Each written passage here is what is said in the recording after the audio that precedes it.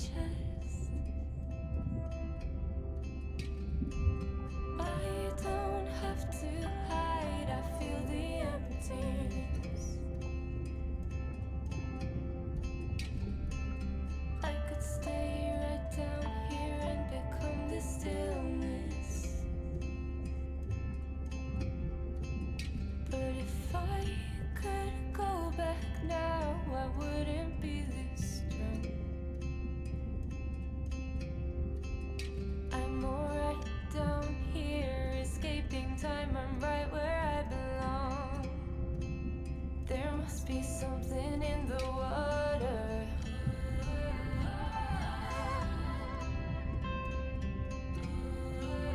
There must be something in the water. I disappear further and further and further down. There must be something in the water. Day 7.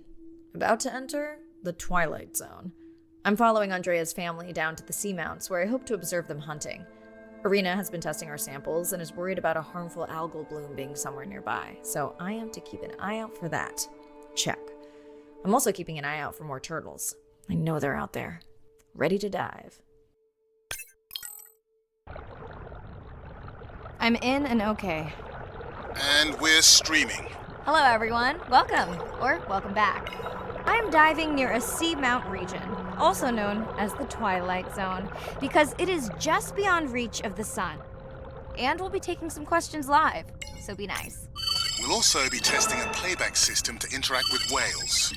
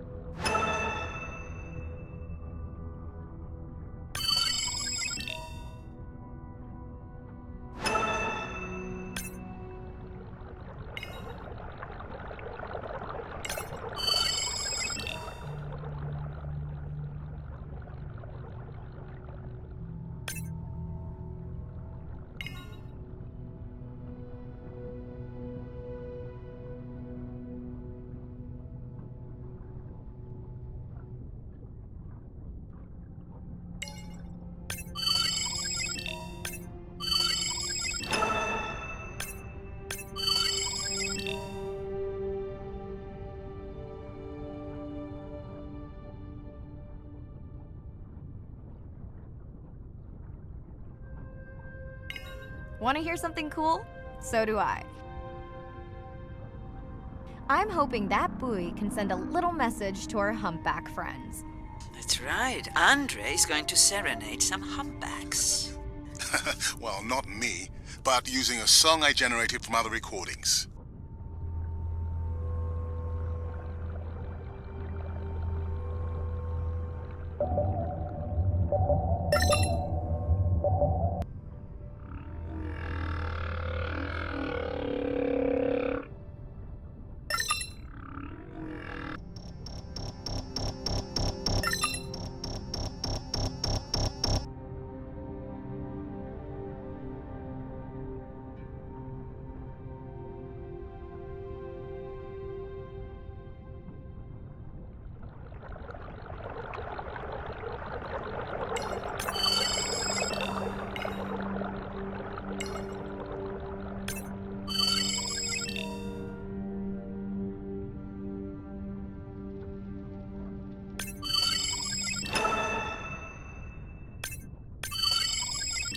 Okay, time to see if any humpbacks respond to our song. Jordan wants to know how you will know. Great question. If we have recorded him before, we'll see if the influence of our song affected his. Scientists believe whales from one region can influence the song of whales from another when they mix.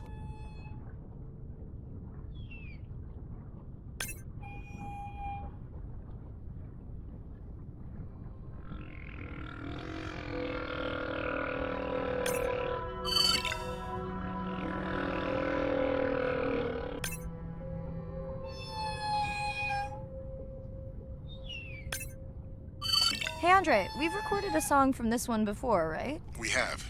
How quickly can you compare his two songs? Well, I need to wait for his song to complete at least one full cycle. And how long is that? 20 minutes, maybe more. Wow, that's a long, slow ballad.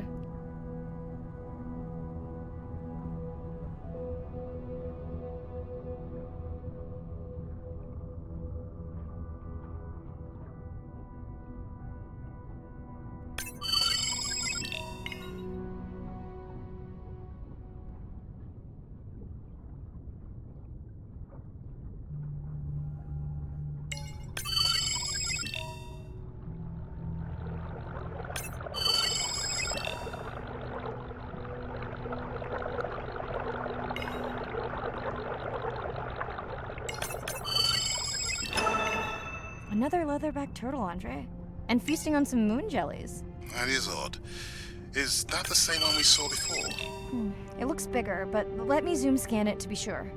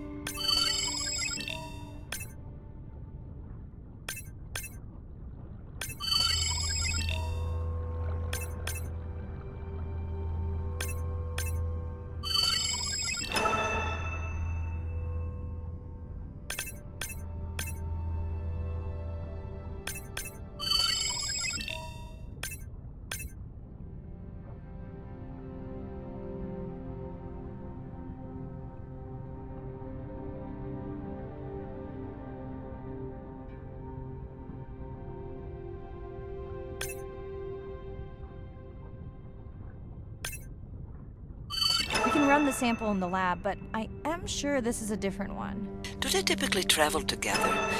Wouldn't it be surprising to find two this far off course? Yes, it would be. And yet, here they are. Welcome back, turtles. Enjoy your beautiful moon jellies. Moon jellies are beautiful. There is a decent chance this jelly will regenerate itself. Do tell. In fact, a few species of jellyfish are technically immortal. They can revert from being full grown to their younger state and essentially start their life cycle over. Thank you, Arena, who will make us all immortal one day.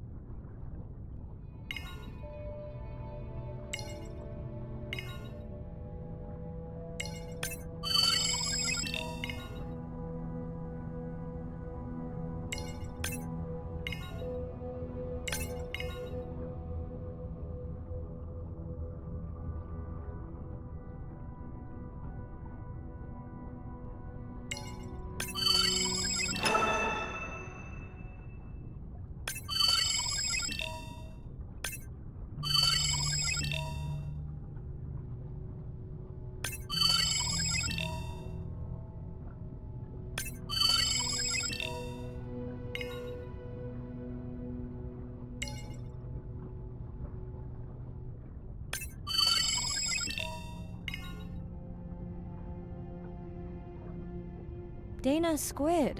It looks like they're hunting... Lanternfish. Well called, Arena.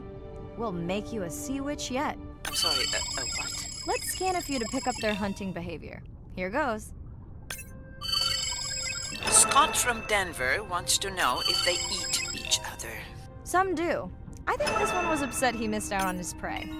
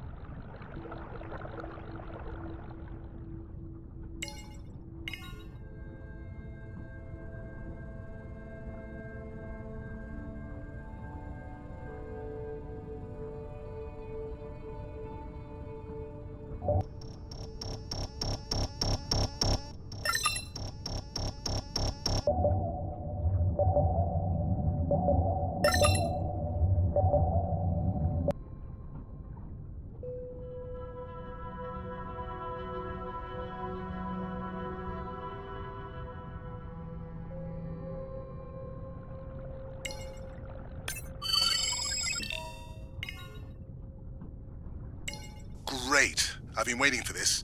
I have just activated your UV light. First of all, don't mess with my suit when I'm diving. Secondly, you spoiled my surprise.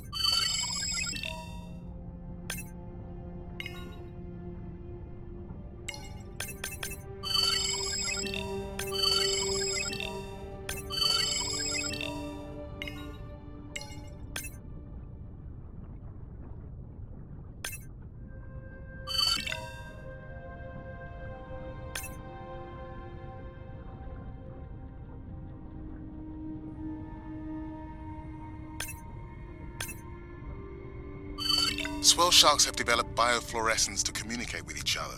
Their eyes have special adaptations for the UV light. Now you can see what a swell shark sees. That's what I'm talking about.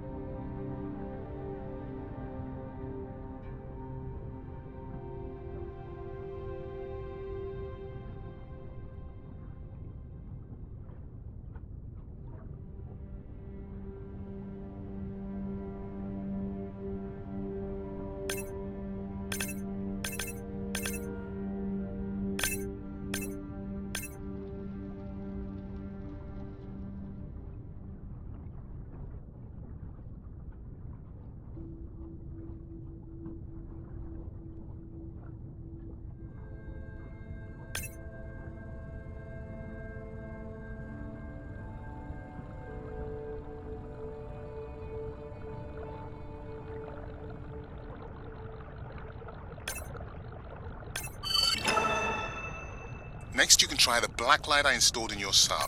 You did not. You did install it in your dorm room back in the day. Your wife showed me pictures. Well, uni was a good time.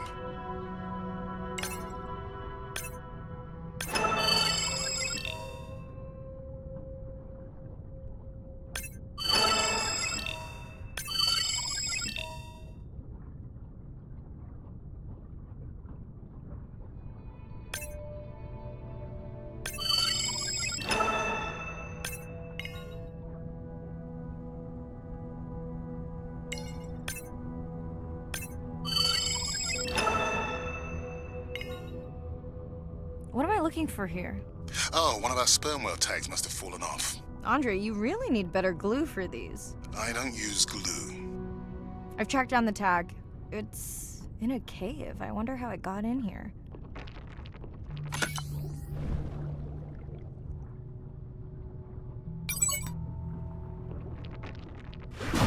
Oh! What the?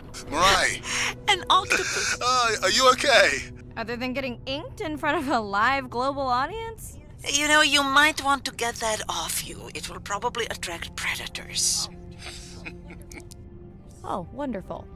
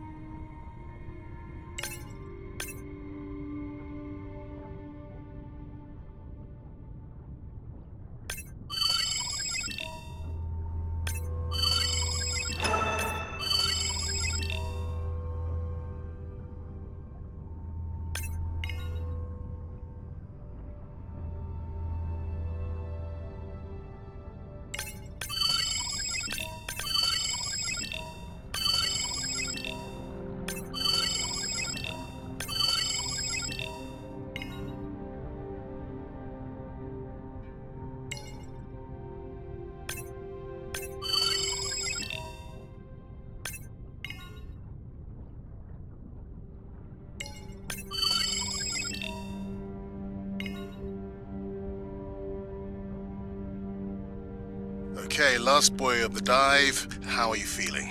Chances of Suit holding out until the end of the dive? Good. Hope of seeing if our humpback song had any effect, well... You know this, but for the viewers, science is not magic, it takes patience. I'd like to believe in a little magic.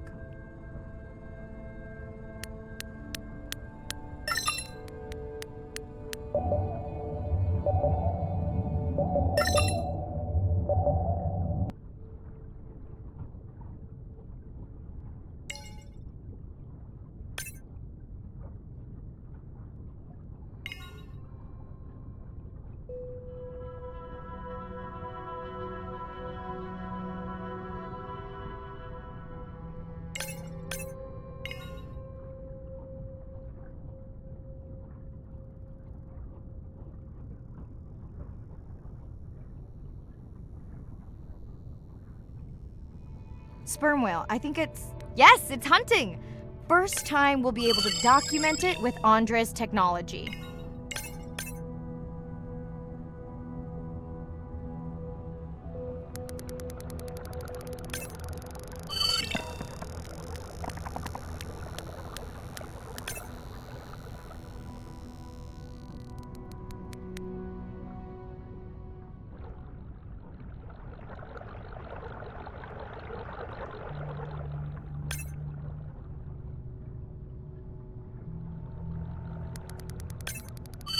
Come on, come on. And then the buzz. I got it! Raj from Mumbai wants to know, what's the buzz? I think he was making a joke. Got it. But what is the buzz? How is it used? We're not entirely sure, but definitely associated with being close to prey. This is just the warm-up. The real fun will come in the deep.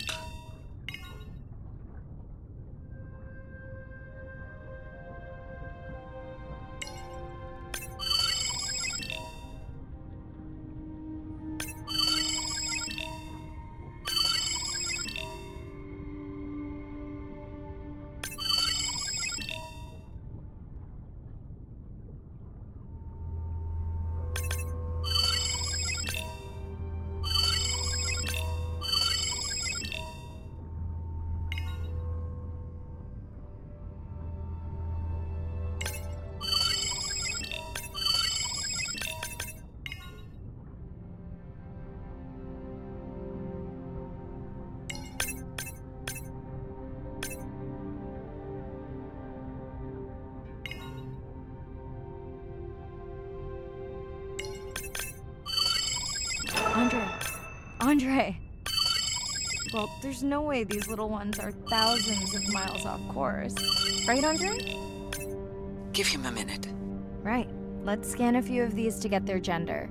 There's a tiny tag here. Andre?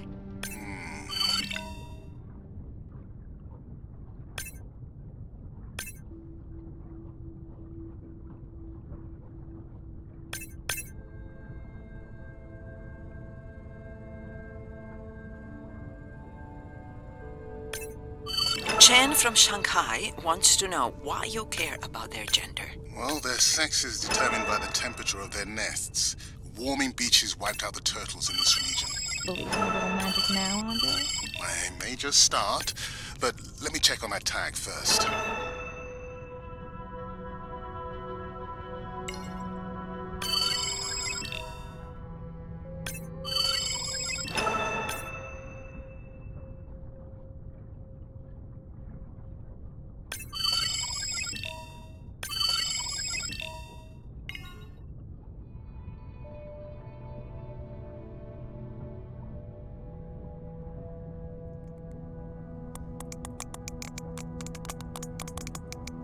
Oh, wow. Glad we didn't miss this. Beautiful. Yeah, they must have been hunting down past the rift. I think we found our spot for our first deep dive. Mirai, check out that one closest to you. What's that on its skin? Not sure I can catch them. They're headed to the surface. Might just be a scrape from a ship strike. Yeah, let's hope that's all it is. Let's end it here.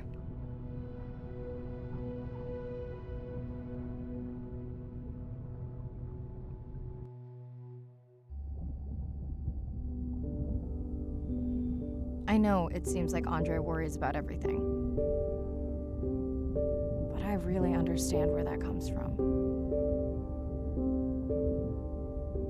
Everyone's seen the pictures, but I can tell you it was really tough to be doing hands-on work when we were losing entire species. For me, it was the whales. But for Andre, it was the turtles. I stayed to help him. Several of the other scientists did as well. By then, only Andre's protected nests were the ones producing turtles in the region.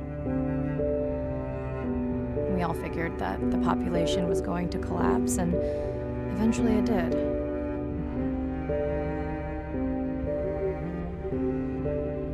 But seeing this large man spend day after day carrying tiny turtles from the nest to the water,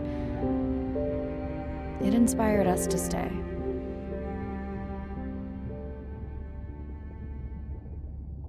I mean, coming back now, it feels like another world. Andre is not an angry man, Irina.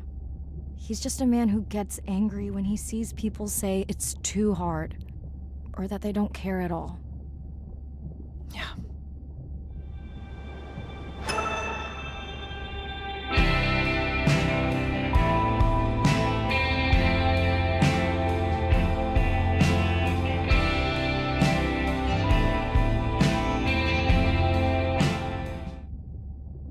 Hi, Mirai. Sorry to miss the post-dive brief. I've been listening to our Humpback recordings for hours and got myself in a kind of funk. Actually, I started listening to the Humpbacks and then switched to Miles Davis. Anyway, I don't see any clear sign that our playback influenced any of the other whales yet, but I just know we're on the right track. I'm sorry to be in such a mood. Don't know what to make of those turtles or what's going on with our sperm whale family. Right. Catch you in a bit.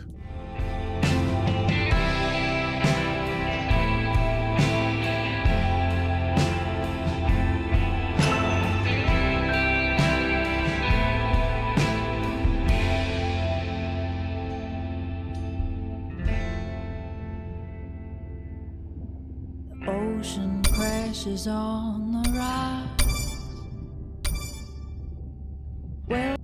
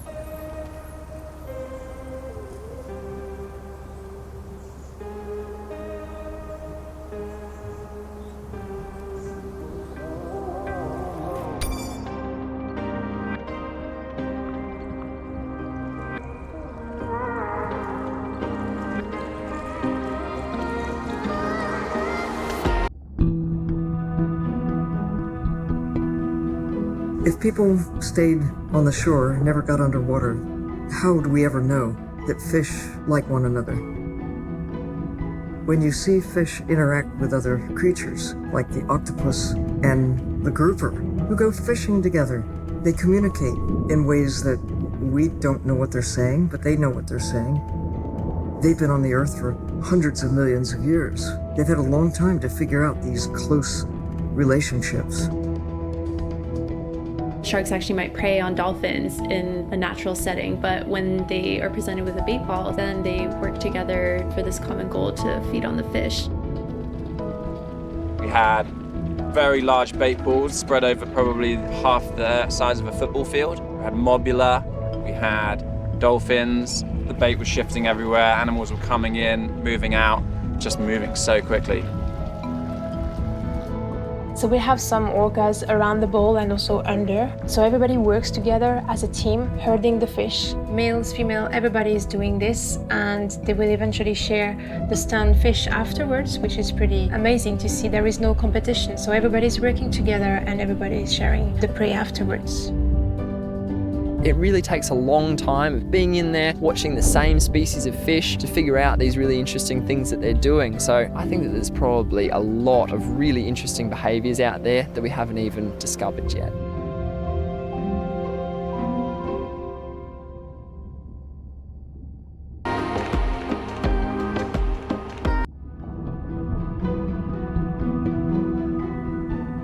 Jellyfish have mechanisms of self-repair. They're constantly getting bitten by turtles and chunks getting taken away. 50% of the jellyfish population are wounded.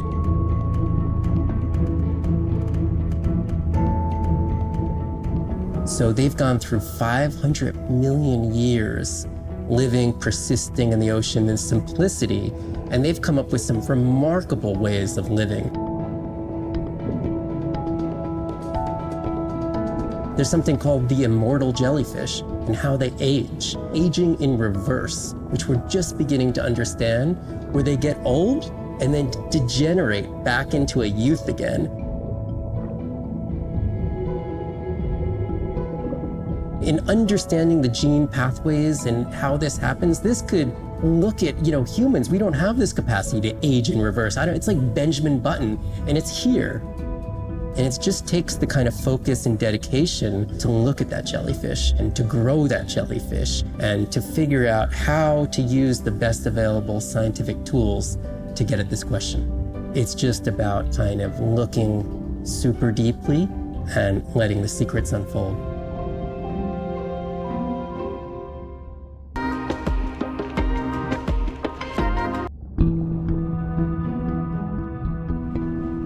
The energy from our star flies through the universe, through our atmosphere, and hits us at the ground. But now, when we go underwater, the ocean properties of water are like pure blue filter.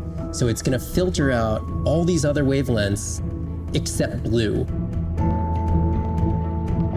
As you go down further, it's primarily blue, blue, blue till 700 meters. And at that level, there's still faint photons of sunlight in the blue range. And we call this the twilight zone. And there, animals are still perceiving a tiny little bit of our sun's energy. Below this, it's gone. 24/7 darkness. And it turns out that there's a ton of color vision down in the deep. So it's like they're making enough light down there to be able to be satisfying all the eyes of the deep sea creatures. So it's not this totally dark world down there. It's still light. It's just the animals are making the light rather than the sun.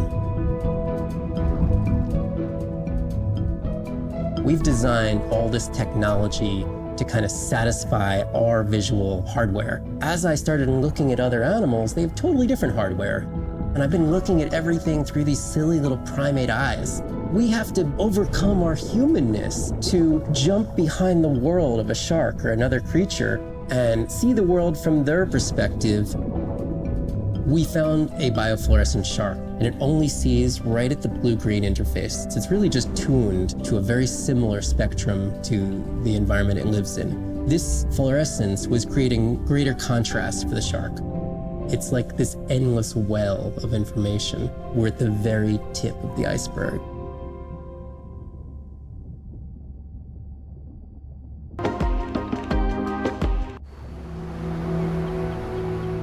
These animals travel thousands of kilometers, navigating open oceans that have no physical landmarks. They have that innate ability to find their way.